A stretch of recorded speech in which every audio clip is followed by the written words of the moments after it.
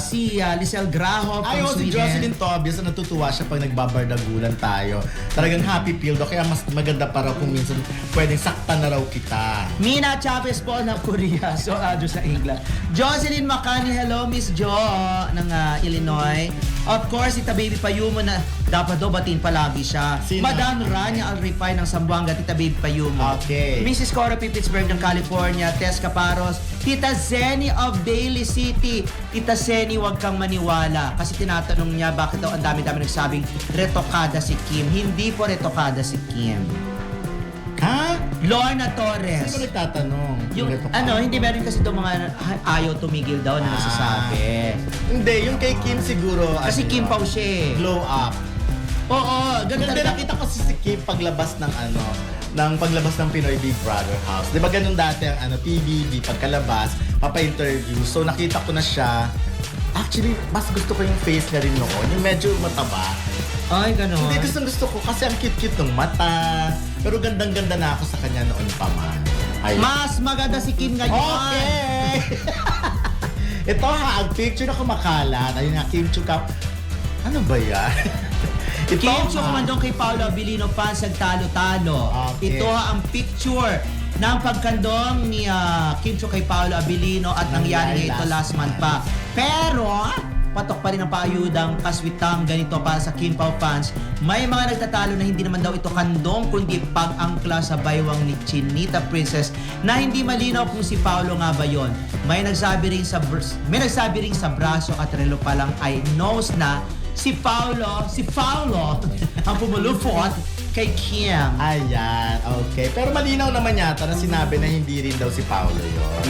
Isa sa mga kasama. At matagal na yung picture. Kaya lang, hindi ko alam kung sabik na sabik ba ang Kim Pao sa mga photos ng dalawa, ng mga idol nila. Kasi, yung nga last month pa yan, pero talagang patuloy na pinag-uusapan. Ang pinaka-latest ngayon yung kuha sa location shoot ng My Love You Make You Disappear, parang sa warehouse yata. Basta Nakita ko nasarap rin sila ng dagat eh, na as in talagang hindi naghihiwalay ang Kim Pao. Kahit sa paglalakad, kahit tapos na ang kanilang eksena, sabay silang naglalakad. Ako naman okay lang kung kumandong man si Kim kay Paolo or whatever. Kasi on cam nga nagkikiss sila eh.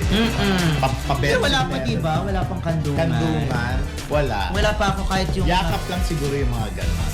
Kahit yung My Love Will Make You Disappear na promo period nila, wala talagang kandong. Parang feeling ko si Kim... Punasan ng pawis, saka yung nose to nose. Parang hindi gagawin ni Kim yun bilang si Kim ay isang conservative. At kasi ayaw niya namang masabihan na makyonde, di ba? Hindi ka talaga isa dyan. Kantong lang naman. Kahit na... Ano ba masama sa kandong? Pambagas lang yan. Tsaka ginawa ni Kaylin. At ginawa na ni Kaylin at saka ni Kobe at naghiwalay sila. So, ginawa din ni David Licauco at saka ni jowa niya ngayon. Si Alex Manala. Diba? So, magjijiwalay din. Kaya Kim, huwag kang kakandong. Kay Paolo, baka magjiwalay kayo. Char! Sa mga artista, kanino ka kumando? Ever? Kay, Kabugera! Kanino ba? Kanino? Kay ano yata ito? Sino si Manalo? Sino? Jay Manalo. Talaga? Ba't ka kumandong? Tinawag ka niya. Kandong! Kabugera! Hindi. Ano yung aso? Ray! Hindi. Kumandong ako kasi may pinag-uusapan kami na 1 million. Na mag-pay ka ng 1M. Sabi ko, pag meron akong 1 million, ibubuk kita. Kinol naman ni okay, fine. Kinol naman ni Jay Manalo. Tabet ko kasi si Jay Manalo. 1M? Tapos, after a year, nung tinanong niya ako, may 1M asan yung 1 million mo? Walis! Tawa na siya ng tawa.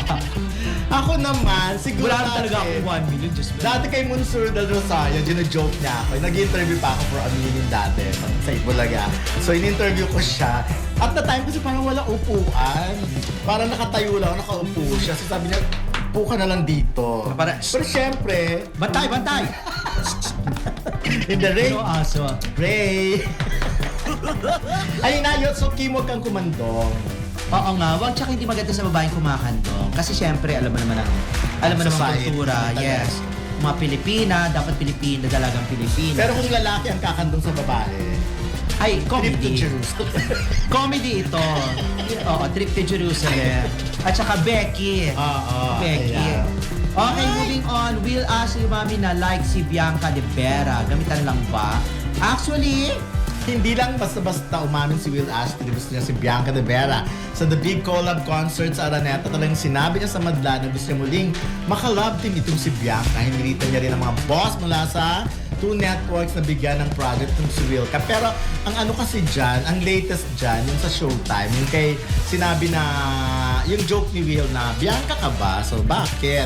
I really, tas pinutol niya na, wag na. Yan, kasi nga, alam niya na magkikreate ng ano na naman yun, ng away sa dalawang tandem. So, ako, sa totoo lang, mas bagay talaga sila.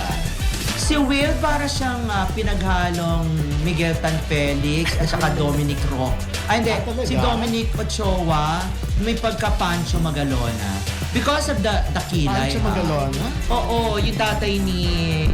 Ang luma naman. Kita mo, yung gwapo nun si Oo, Pancho. hindi ko na masyadong ma-picture. Kung Well, mag-research po kayo at may kita nyo napakagwapo ni Pancho Hindi, Magalona. gwapo naman talaga si Will sa personal.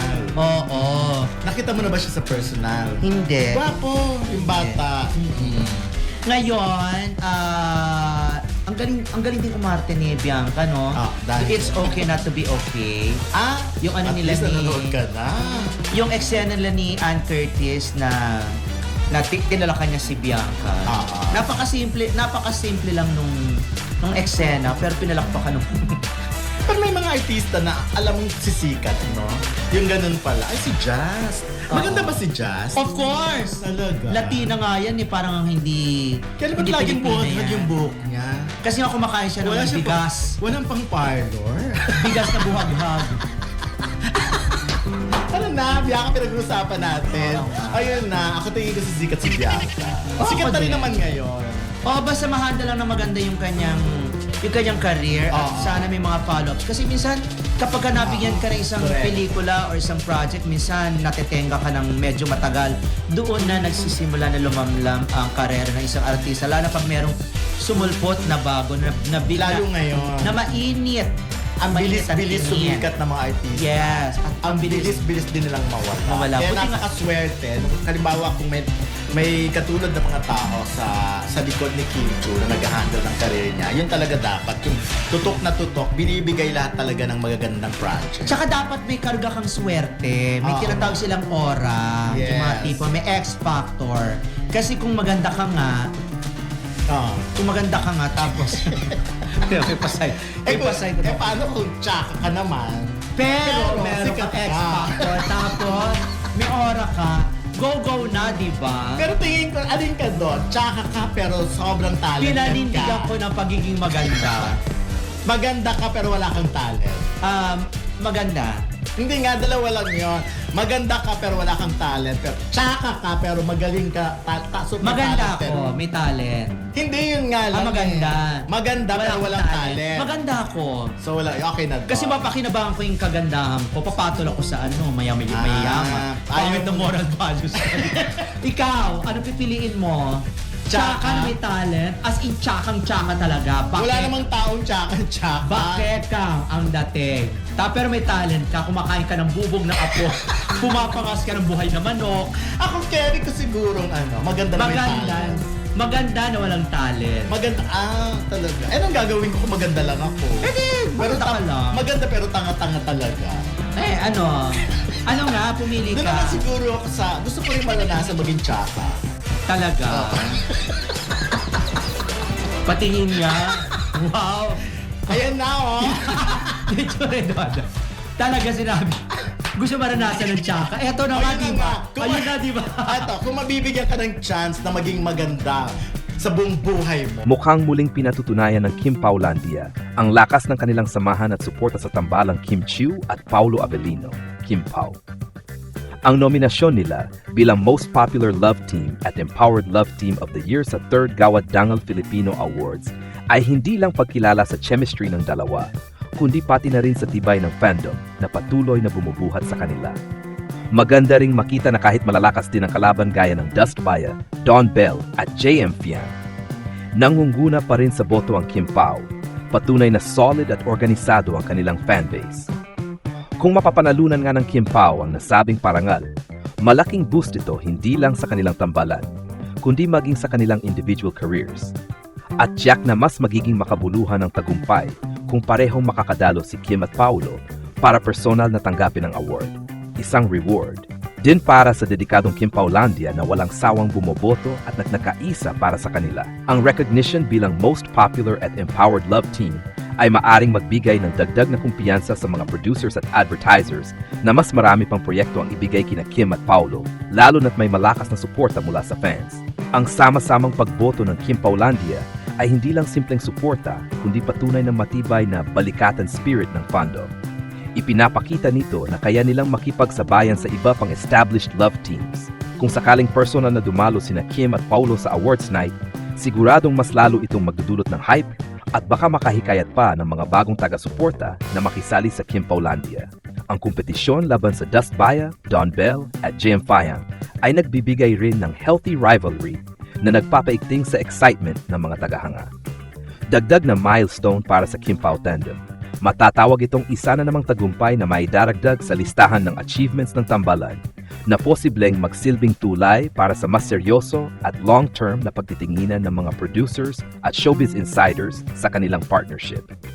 Sa madaling sabi, kung masusungkit ng Kim Pao ang titulo, hindi lang ito simpleng tropeo kundi simbolo ng panibagong chapter sa tambalan nila bilang isa sa pinakamatibay at pinakamaasahang love teams ngayon.